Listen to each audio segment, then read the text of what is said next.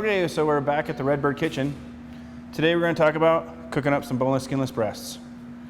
So, Jason, we talked about earlier about getting our chicken home. Yep. We're talking about our packages. So within our packages, we said, you know, we could use these things to season with. We could put a marinade in here. All we're going to do is remove the top, or you could use a bowl. Absolutely. Today we're just going to use a bowl. Jason's got some dry seasoning we're going to use. Instead of a liquid marinade, we're going to do a dry rub. Dry rubs are just a combination of herbs and spices. We're going to add a little bit of olive oil to it. You know, because there's no skin on here, we want to add just a little bit of oil. That helps keep the chicken nice and juicy.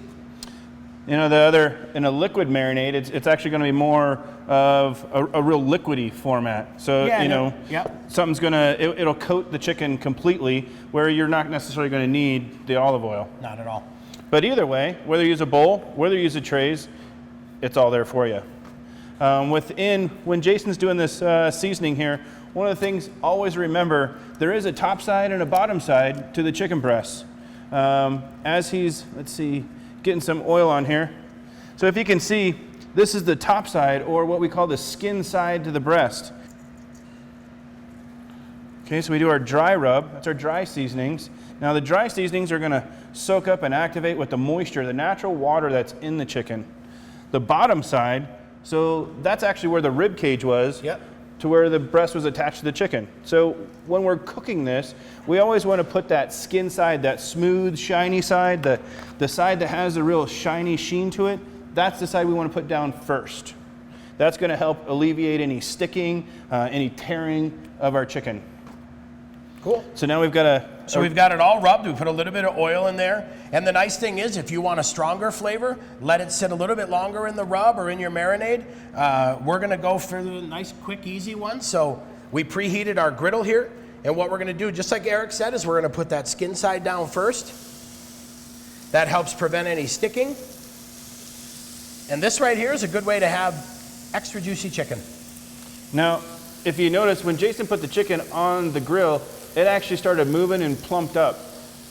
Redbird chicken is made always fresh. What that means is, inside of the chicken, the water that's actually in the cell, a little biology lesson here, if that water is frozen, if that chicken is frozen, that water will expand, break that cell wall, it'll leak out. That's why when you get a lot of times you get chicken in the store, you have all the liquid in the bottom. Sure. This chicken has never been frozen.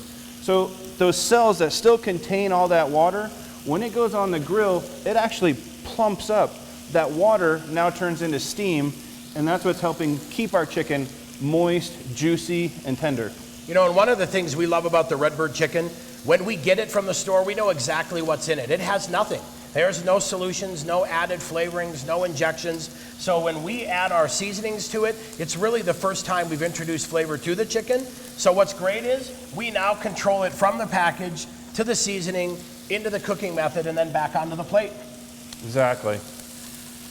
Notice that Jason's going to let these breasts cook about halfway. You're going to see a white line as the chicken's cooking. So you're going to let that go about halfway through.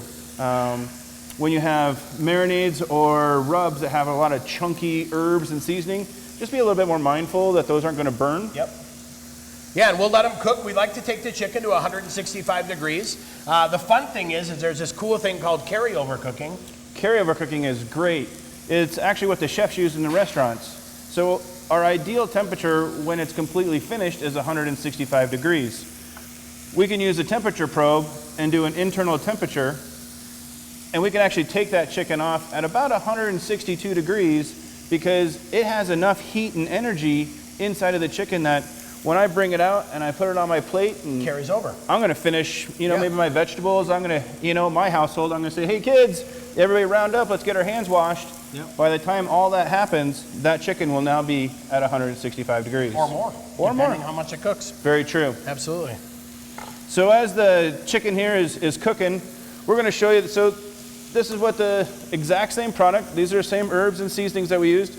We cooked these a little bit earlier. So now you have wonderful chicken breasts. As you can see from both the raw and the cooked, they're basically the exact same size. Yeah, we didn't have any shrink. A lot of times I think when they have all those additives, it causes a lot of it to purge out of the chicken and you lose a lot of weight. So So, you know, say I get a good deal on chicken and I have some extra to cook.